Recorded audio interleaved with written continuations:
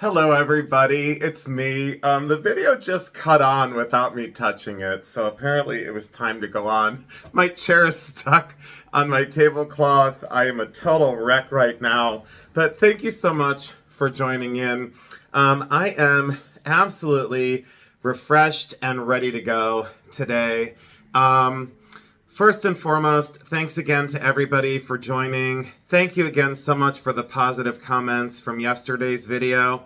If you missed the video, please just go back and take a look at it. It is probably, it's probably one of my favorites just because genuine and heartfelt and a healing thing for me. So thank you again for letting me share. I do have some notes off to the left-hand side because I wanted to show you just two things before we go to why we are here. I also lit a very special candle. This means a great deal to me, and I lit this in honor of all of you for, I'll just say for lighting up part of the darkness that was in my heart yesterday. So enough of that, and thanks again for being here. I wanted to start with these. Here I go, being distracted. So I wrote down the pronunciation of this, and this artist is Thomas, and it's Kakinuma, and it's Kakinuma. Thomas Kakinuma, and he is Japanese, and the way you spell the last name is Kakinuma. All right, enough of the notes, so I will put this down on the ground because I'm done. I don't know what's going on. I just got a little thing that flashed on my screen that gave me like a warning of some sort. I don't know. My phone's acting up today. So, I think it was an Amber Alert. Okay. Well, we'll get to that in just a few minutes when I pause the video. So, these owls are by Thomas Kakinuma, and he is a Japanese artist. I will show you the signature on the bottom. Please do not forget this mark. So, it is a conjoined T and then a K. So, the T becomes the K. And I hope you can see that mark clearly. These are also dated 1977. So these are from 1977. The craft and the skill that this took to put together, you might say I'm saying them. Well, there are two others. So this is a set of three. So it's small, medium. Look at that face. Oh, I love them. Small, medium, and large. So we've got that, and then that. Sorry that the camera's up. I wish I could angle you down a little bit more, but it is what it is for right now. So Thomas's work was produced mainly in the 70s, and this one is also signed with the mark on the bottom. So that's a conjoined T and K.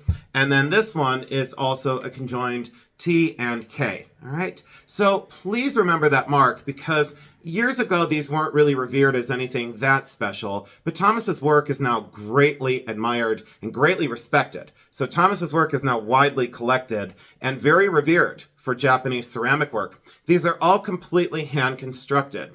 They're hand-constructed out of pottery, and then they are kind of carved down. They are really dusty because they were in storage, but these are going to make the move with me. I decided years ago that I was going to sell them, and I tried to sell them, and then they didn't, so I pulled them off the market. I'm glad I did. They feel so wonderful in the hand, and these owls' faces and the eyes they're open work. So those eyes are holes that are completely punched into the clay body, but the face and the gesture and the sereneness of these owls, and they almost look like snowy owls in a way. You know, they have that kind of puffy winter coat, but I loved the way the textured surface was. Again, I could talk about these for a long time, but look out for Thomas's work because it's definitely something that is now revered and very expensive. Years ago, these were going for as little as maybe, for a trio, maybe $30 to $60. These I bought at the thrift store, and I don't remember what year it was, but I bought them at the thrift, and for the set of three, one was $2, one was $4, and the big one was $10. So $16 total. Now the singular largest is selling for like $300 to $400, and that's the going rate. So $300 to $400, then probably $200 to $300, and probably $150 to $180 on the small one. So quite a bit. As the trio, you can add that up, and then it does become a greater number. So for the three of them, I would say more than likely for the set around $800 today. So please look out for Thomas's work. Okay, enough about that. So, and I'm not going to be in a rush today. Now, the reason why you're here is because I wanted kind of a special thing. I wasn't going to do this just yet. I was going to wait for like a month, but I am too excited to share. So here I am, kind of breaking my own rules, which I do all the time. So this is a beautiful Victorian hat. And this is right around, these are a little bit tough to date exactly, but this is right around 1875, 1878, maybe into 1880. I think I've got the dates right now. I hope I said 1870, 1870, 1875. So cut steel on this with the large band across the front. So this is all cut steel. And then this is a beautiful spray of feathers from a bird's wing. So that is asymmetrical, and the wear on the velvet is acceptable because this crushed velvet back then does let go and really does start to shear over time. And we have to forgive this because after all, it's over 150 years old, so it's not gonna look like it's brand new. So again, these were meant to be worn, but look at the spray of that bird's wing that's on this hat. And you might be asking, why exactly are you showing us a Victorian hat? Well, I'm more concerned about the pin that goes through the hat. So this is a very plain hat pin, just black glass gathered on the end of a blue steeled wire or a blue steel pin that passes through to keep the feathers in place and to keep this cut steel band in place. And this is one of the best Victorian hats I've had in a long time. This one, I think I picked that up for, again, not much money. Maybe it was like $10 or $15 back in the day. Now these are going, in this condition, they're going around $95 to $125. Now, that's not why we're here. We're not going to talk about hats tonight, but we are going to talk about a hat pin collection. I've been collecting hat pins for approximately 22 years. I think the first one was about 22 years ago. And you might ask yourself, why do you need to watch this video, or why is this important? The history of jewelry has always fascinated me enough to be completely enveloped in it. And hat pins, I guess why I have such an affection, and I'll get into this more when we get into the area that they're in. I think they're beautiful to me because they're still jewelry, but they're utilitarian. They serve a purpose. And an artisan was pushed in a way because that space is so small. A hat pin is so very small. So that canvas that they had to work with is already miniature. I've already covered this before. Making something smaller is sometimes more difficult than making it much, much larger. And as a silversmith, I kind of know that from experience. I had always been attracted to mixing materials, taking two materials that are so different and putting them together, whether it be brass and glass, or sterling silver and gemstones, or a textured piece of fabric with celluloid, or cut steel rivets with glass. So there were so many combinations that worked so well together that you wouldn't think would work well together. And hat pins are miniature works of art. So I'm going to pause this now. I'm going to take you downstairs, and we're going to do the beginning part of the hat pin collection because it's going to take 2 videos. These videos will not be back to back. So today's will run, tomorrow's is going to be different on a different subject. And then I'm going to go back to hat pins in the near future. So hopefully you will enjoy this video. And again, thank you for subscribing. I so appreciate your liking my videos. And again, you have passed me out to so many of your friends. The view counts are up, the subscriptions are up. YouTube has constantly been praising me for the way I produce the videos. I don't want to start editing. I don't want to start doing things that are uncomfortable for me. I don't want to tear off information online and put it on here for you. I just want to show you the way I have done this. And I'm so glad to be able, it gets me so excited to be able to share with you. So thank you again. I look forward to tomorrow's video as well because I have something very special planned. Hold on one second. I'll be right back with you. Hold on. Wait one sec. All right. Hold on. Okay, so we're back downstairs, and you're probably going to ask yourself, what on earth am I looking at? Well, you're looking at part of the hat pin collection, in antique hat pin holders. And the reason for the video is to kind of give you an overall of not only the history, but also the materials that were used in antique and very early hat pins. So there's kind of an overall. I'm going to settle you down right here. So we're going to land right about there. So I'll show you just a basic overview of some of these. And I'm going to kind of stay zoomed in because I don't want to zoom in and zoom out and make it difficult for you to kind of keep settled in with me. So some of the materials used, I'll just go over some of the materials used quickly. There's an amethyst and sterling silver. Let me zoom in for you. Amethyst and sterling silver. That one's from around 1880 to 1890. Again, these are all on steel pins. Here is a little enameled clover. That is on brass with a rhinestone, but look at the detail and how realistic that clover looks. And let me show you the back of some of these. Again, I always stress that, like, look at the back and the way things are constructed. So the back almost always has a little tiny funnel-shaped part that then connects to the steel stem. Look very closely at that and make sure that it is original to the piece, because a lot of hat pins that I've been seeing lately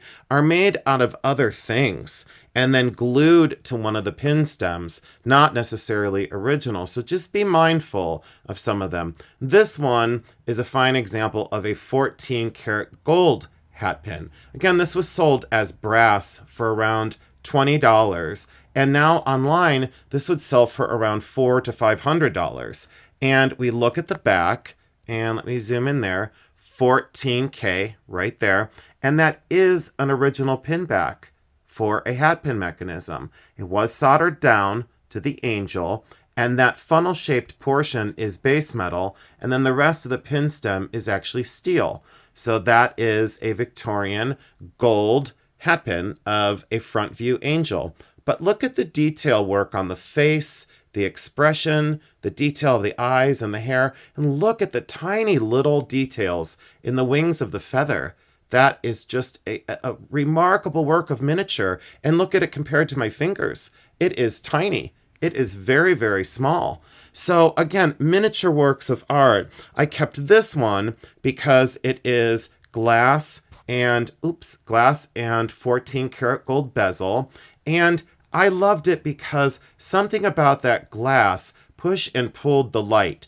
It also has purple and green running through the clear, so it was trying to be a synthetic of a gemstone at that time. And again, I don't know why. Oh, I know why it's not focusing, because I have too much in the background. Let me move a couple things out of the way. Just give me one moment here. Let me settle in and not rush this video and not knock anything over.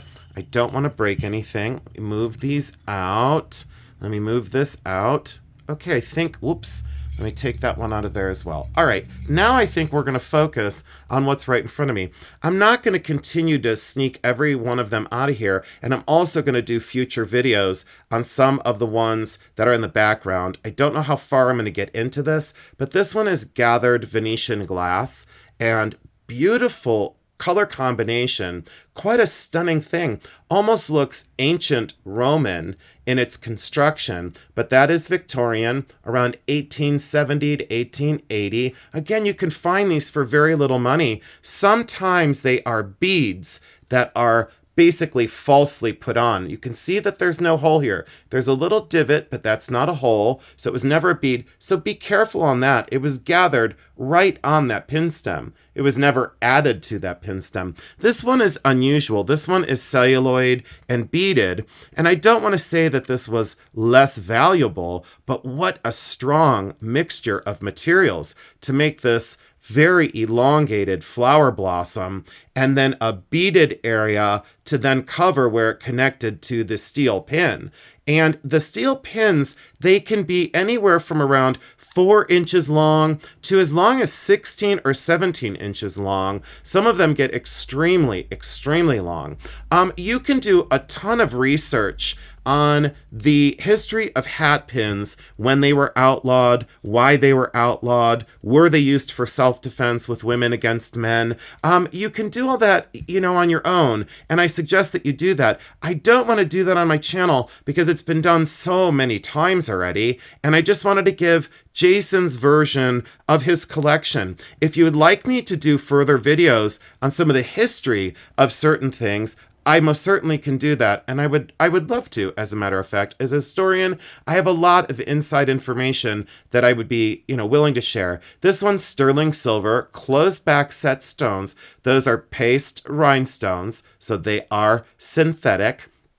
And I loved the gesture and the simplicity of this one. And this is right around the turn of the century, 1895 to 1905 at the very newest or very closest to us, but I loved that one very much. And then this hand-painted pansy flower in society china and society paintings, both in decorative arts, planters, platters, bowls, vases. But this was just a more wealthy woman at the turn of the century, 1900 to 1910, that had extra money and wanted to learn how to paint, and went to the higher society classes, that then she painted this beautiful pansy. And then this is a more commercial finding, so that's not a hand-wrought brass finding. But again, note that kind of cone shape, and note how it kind of sticks right on to that. There's no separation between that brass collar and then the pin stem.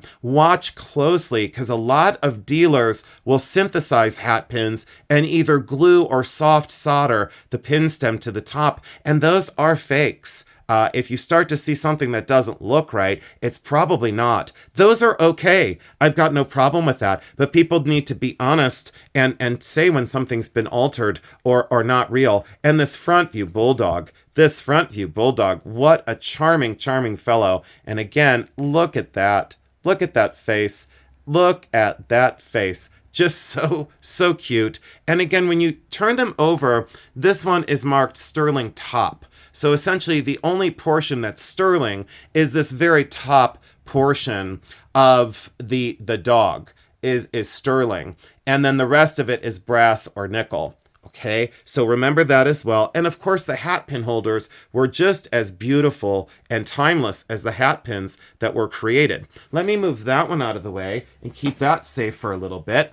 Oh, this chair is going to squeak the whole time I'm doing the video. I picked the wrong chair. Look at this hat pin holder. Most of these are Bavarian. They're porcelain. They are decal transferred and then accentuated with gold paint. So this is filled with more hat pins. And on the journey that I took, this one's 14 karat gold. It's marked right down at the base, right down here. This one is tiger eye as a gemstone specimen. That one's around 1885 to 1895. This one is very unusual. I could talk about this for a long time. So these are actual scarab beetles. And so they are lime green and blue, and they're the real beetle shell. These were tourist trade items that were produced, but you can see the actual beetle bodies. This may bother some people, and it may, kind of creep people out. I've always been attracted to things that were unusual, and I've always been attracted to materials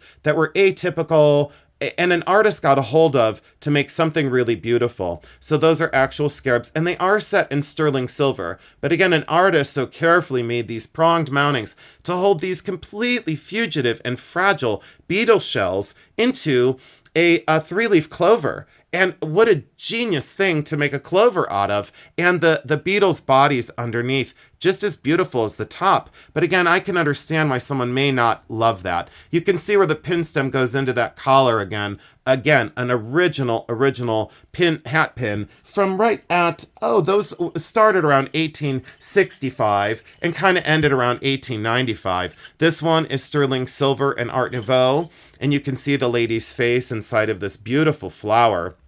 Sterling silver, turn of the last century, 1900 to 1910. Some may say as early as 1890. Let's not fight over 10 years. Let's all get along and stop being mean to other people and lecturing people.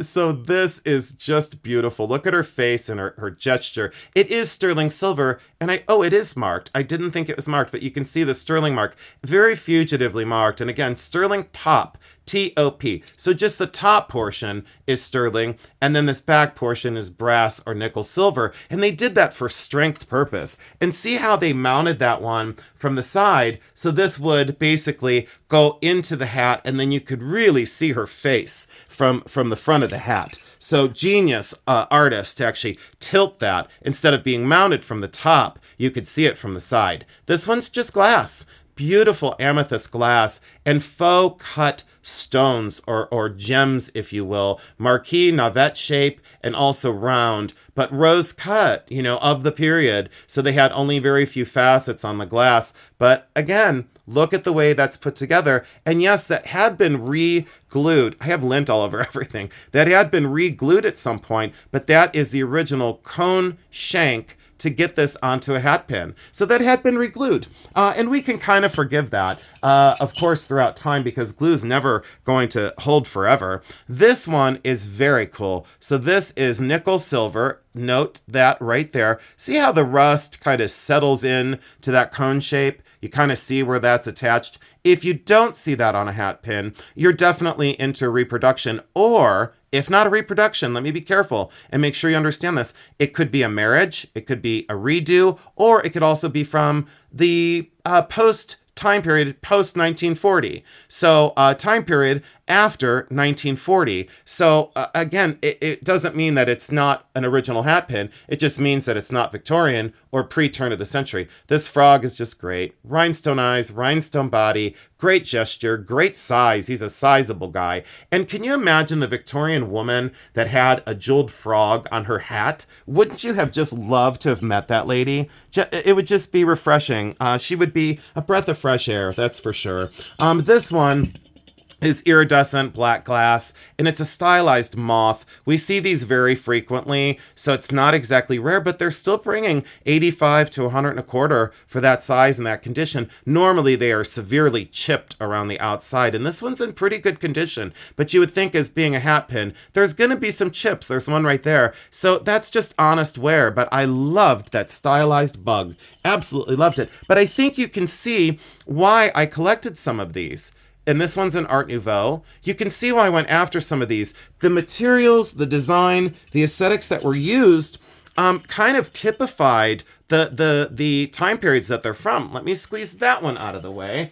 I wish I could get them all in the frame at one time. And the way I'm sitting, I'm already starting to get a pain in my shoulder. So here is a Bavarian hand-painted hat pin holder. This one would be right at the turn of the century, maybe around 1900 to 1915, maybe 1918. These little enameled ones are sterling silver, and they are damaged, but they were just too cool not to keep, and it just showed that these were utilitarian objects only meant to keep a hat pin in place on the wearer's head, and those are about 3.5 to 4 inches in length. So I wanted to show that hat pins can be very, very short. It doesn't mean they're stick pins, because those aren't stick pins. These wouldn't have went on an outfit. Some sellers will say, well, these are stick pins. No, they're not, because they're 360 degrees a ball. So that wouldn't have went on an outfit. And why would you have a pair of them? So it's definitely for a hat. This one's very unusual.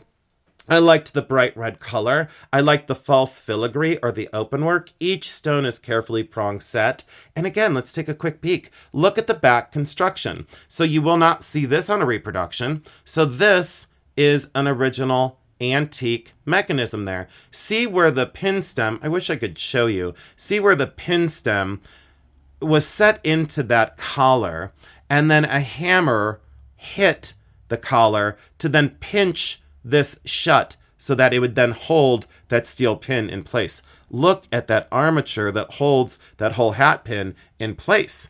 And look how long the pin stem is. It just keeps going and going and going and going.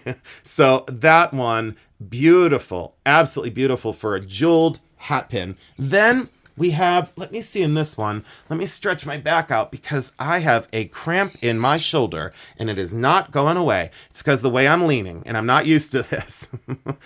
This is a stylized moth or butterfly, amber glass body, green glass in the wings. I loved its asymmetrical nature. So it wasn't so central and it was asymmetrical. But again, let's take a look. So you can see how old this pin stem is. Look at the corrosion there and look at the wear. If you don't see that, you might want to be suspect something is going on. Now they can fake that. They can fake that oxidized finish, and I'll get into how they do that. But look at the collar and look at this armature. And again, look at the oxidation on the surface. I just want you to be aware of old, old, old instead of new, new, new. All right, so there is that one. And again, the price difference is gigantic. This is an old one, probably now around $200. As a new reproduction, maybe around $65 to $75 at the most. So just be careful on that. I don't know why I am lecturing you on values. I normally don't do that, so I'm gonna knock it off. This is a parade of materials. This one is arts and crafts. And it's a homemade version of a hat pin. So that solder joint on the back is original, 1900 to 1920. And then they folded over the brass, but they hand punch this by hand. And that is not a garnet, that is glass. So that is an arts and crafts hat pin. Very hard to find arts and crafts jewelry in general, because it only lasted a few short years in its purest form. Okay, this one being arts and crafts on a hat pin, I think I've only had maybe a small handful of arts and crafts hat pins, so you will not see those very often. Now, a sterling silver version and a very tall form. Again, I see why we're not focusing. Let me move that out of the way.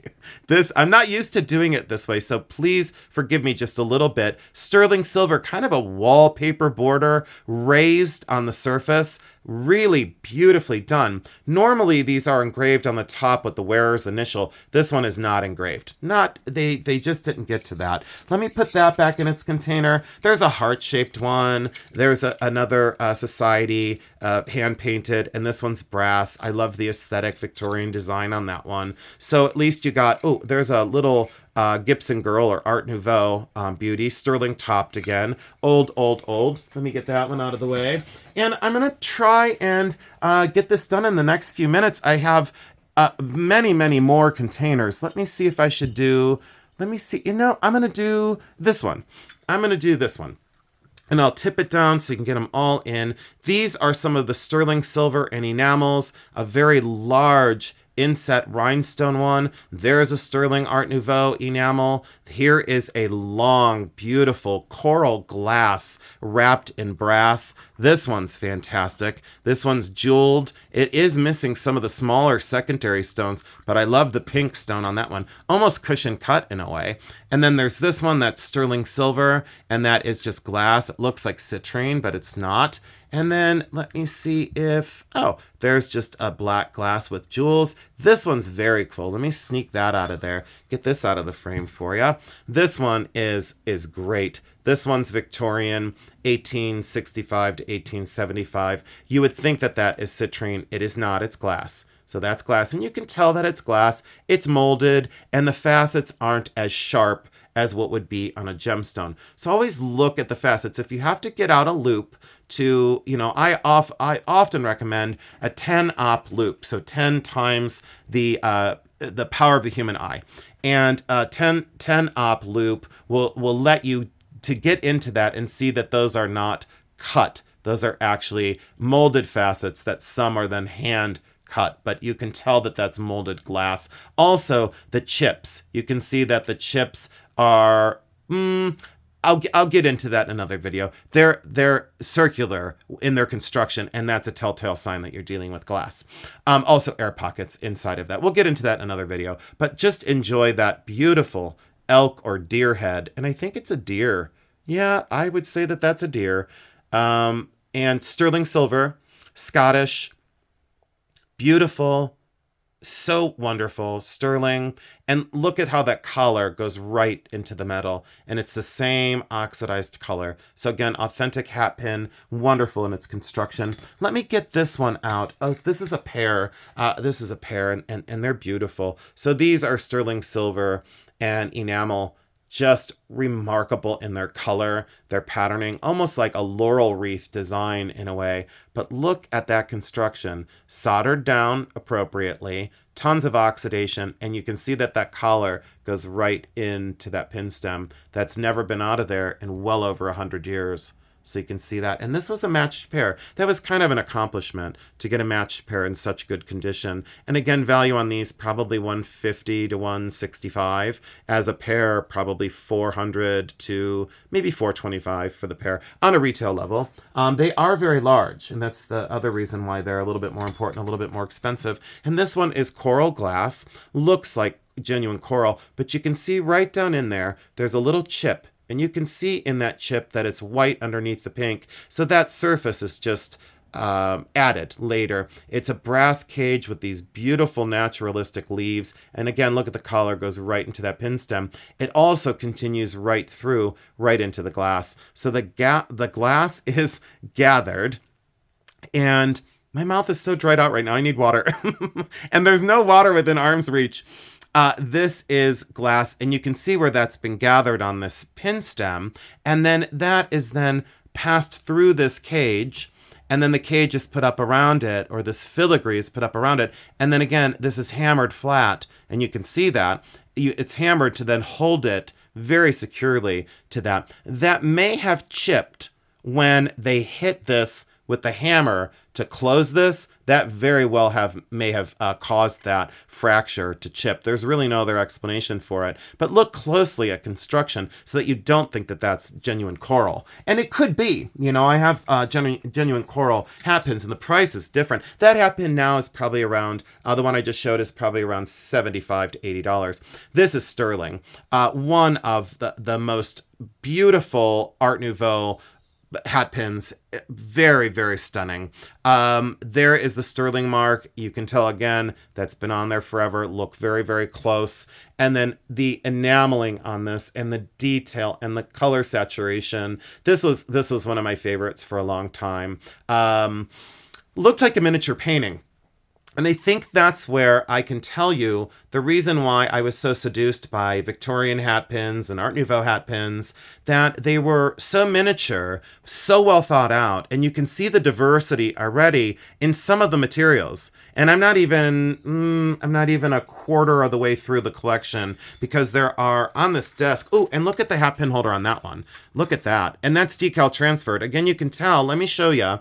And I'm sure other YouTubers have or other people have educated you on this. But decal transfer, you can see that line running through there and the line running through here, that's where the decal kind of folded. So a person wasn't painting that and then painted a line through that. That's where the decal was floated in the water and kind of folded there. Then once it was applied to the porcelain surface and fired, those lines where the decal kind of folded then came through the printing of that. So you can see that that's decal transferred. The green is painted around it by hand. Now, this one is also signed here. I don't know the artist, nor did I, not that I don't want to say I didn't care, but it didn't change the fact because this wasn't hand painted. So the artist that did the original artwork, that's their signature, and that's a facsimile signature that you can see that that's printed. You can see it's all basically the same color, and it looks very splotchy, like a little stamp stamped that on there. So it is a facsimile signature. That's not a real signature. Now some of the society porcelains were hand painted by the person that did them. But look how beautiful that it was 360 decoration all the way around. Beautiful. And let me see if I can get a picture of the bottom. Let me see if I can do this. I think this one, let's see. I don't want to dump all these out of here. There you go, Bavaria. And it says hand painted right there because the rest of the surface is hand painted. So where the pink flowers aren't and the signature isn't, and then these aren't, this is all decal transferred. Where it's hand painted is in this green. So the green area is hand painted, but that is definitely decal transferred, 100%. And you can almost see, let's see here, let's get in on there. Yeah, see the pixels? You can see the pixels, the little tiny dots that were made to create that pattern. And again, anytime you see a fold like that in the flowers, that's decal transferred. Let me see if I have one that's hand painted. Let me see here. This one, no, the calla lily, I don't think that one's hand painted either. It might be. I'm going to take a look at that one closer in a minute. But, all right. So let me scoot that one out of the way. And I'm going to do one more. And then I'll go and I'll kind of span the ones that I didn't do so far. Should I do this one next? All right, we'll do this one next. And then the next video, we'll get into the balance of them. This one is agate and Victorian. Very cool, that had this drop charm on it. Very stunning, very cool. This one is a micro mosaic. And again, you know, the people with this mini and micro and, oh, just stop. This is really, really, really great as a micro mosaic. It's wonderful. Victorian, set in brass, and those little tessera, the little tiny tessera, the little tiny pieces of glass that made these designs so beautifully done. And again, that one's only 4.5 inches long. But yeah, I don't mean stop with other people, but you know, just be careful. You know, be careful of the lecture series. This one is sterling, a calla lily. No, not a calla lily, a water lily. There we go. A water lily and sterling and English. And let's see here. Let's see if I can get all that goodness in there for you. There we go. Genuine cloisonne. And here we go again. So is this genuine cloisonne? All right. I don't want to give a lecture, but that is not cloisonne. That is the farthest thing from cloisonne that an artist ever made. The reason for that is cloisonne is made up of wire cells. So all of these little wires would be a cell that an artist would make. This one's stamped out by a machine. So this is not genuine cloisonne. It is engine turned underneath these kind of silver cells, but this is not genuine cloisonne. There's no way. It's just not possible. It's impossible. It looks like cloisonne, but it's definitely not. Anyways, getting to the hallmark, we'll get into that again. Just remember that. I'll bring it up in another video. So I'm trying to help you out here. Don't believe everything that you read. So not genuine cloisonne, but still beautiful, sterling silver, and fantastic. Fantastic, fantastic, fantastic. Beautiful hat pin. And again, see that bridge that's underneath? That's an original hat pin, and see how that sinks right into the pin stem. So fantastic. I loved it. I loved its grace. And you would think that would be highly damaged. You would think that would be damaged based on the fact that it's just silver and glass. Let's see here. I feel like I'm losing steam because my arms are really killing me. This one is a trembler. So this trembles on the stem, so it gives a lifelike activity to this faceted bee hat pin. Victorian and fantastic and old. And again, imagine the lady that had that bug on her hat pin. That one's probably now 95 to 100.25. Just kind of giving you some loose values. This one's gigantic. This one is gigantic and beautiful. Again, Czechoslovakian glass in the top, not a gemstone. And then the open work and the flowers, the leaves, and this butterfly on both sides. But you can see that that's been on that stem for 120 years. And I love that one. You can tell in my voice I'm kind of slowing down.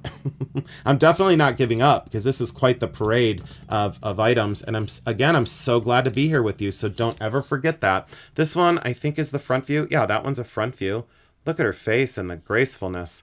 Really beautiful, beautiful, beautiful. See how it's hollow formed and on that. It's been on there for a very long time. I really loved her face. She's very sweet. There's a butterfly one right here. There's a butterfly in filigree underneath the bee. So, of course, it's going to focus on my hand and my ring. It's not going to focus on the butterfly.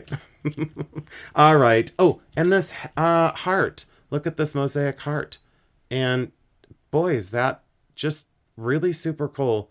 Really super cool. Italian micro mosaic. The tessera are very small. So beautiful. So beautiful and old. You know, just pre-turn of the century. There's a whole bunch. Oh, I want to show this one. And, okay, I want to show this one. Oh, I want to show this one too. All right. And then, oh, but I kind of like this one too. And this is for the art. All right, I'm going to lay these down here for a second. These are for the Art Deco lovers. This one's for the Art Deco lover. Look how stylized. Egyptian Revival or Tutmania. You know, whatever you want to call it. die-formed pressed brass soldered together. Beautiful originalness. Again, could it be 1895? It could be. Is it more appropriately 1915, 1920? Yeah. Yes, yes, yes, yes. We'll put that back in its container. This one, wow. Look at this one. Gigantic. And I do have a hat pin that's 3.5 inches across. And I'll have to bring that one out and show you. But look at the back of that. Even the back is considered hollow formed. Each stone prong set. Each stone so carefully prong set. Every rhinestone there. And you can see the brass, how beautiful that brass back is. Okay, so we're going to put that one back. Value on that one. If it was colored rhinestones, it'd be more. But it's around $110. 110, 120. This one is slightly more, maybe 175, 165, 175. And that's a going rate. Beautiful purple rhinestones and clear rhinestones. But again, let's take a quick peek. Look at that construction. Soldered on there, been on there for a very long time. Look at the rust. And then that star form that then holds that pin mechanism to the top portion of the hat pin. Just, again, breathtaking craftsmanship. And this one's 1895. And again, I just can't believe the condition of it. And it's gigantic. Look how big it is in my hand. It's huge. And I love that one very much. And then I think this one, then I'm going to do an overall of the table. And then I'm going to let you go for the night because I'm getting a little bit tired out. My back is killing me now. I never complain in my videos. I think this is the first time I've ever complained, but I'm not used to recording in this manner, being behind the camera, not being able to rest my arms on anything, because then I'd be shaking this whole platform that I'm on. Not the most ideal, and I will remember this for the next time. I'm learning as I go, so thank you so much for your patience as I learn. This one is a natural material. It is Chinese. Very, very, very important. Very important. Yes, there's a crack in the material right there. I expected to see that. I think we all expected to see that as collectors, but fully articulated on this dragon. There is his or her head. And look at the way the body wraps around this, and it's all carved from the inside as well. We have these fumed clouds. Those are cloud design. Those are fumed and mystical clouds that this dragon is rising from. But again, the size of this, the age of this, very unusual. Very, very unusual to have something like this. And from China. So this one, I would say, on the open market to an advanced collector, probably in the $300 to $600 range. And that's a big range, but with the way Asian items are selling, totally understandable. Let me pop that in there, and then in this container, but look at how arts and crafts that design is on the little hat pin container. Oh, and let me tell you, if you've got an opening in the bottom, they're usually not hat pin holders. They're usually sifters, sugar shakers, sifters. So they're usually not hat pin holders if you start to see a hole in the bottom. Let me zoom out just a little bit. Oops, I'm zooming in. Let me zoom out just a little bit. And let me move this one out of the way.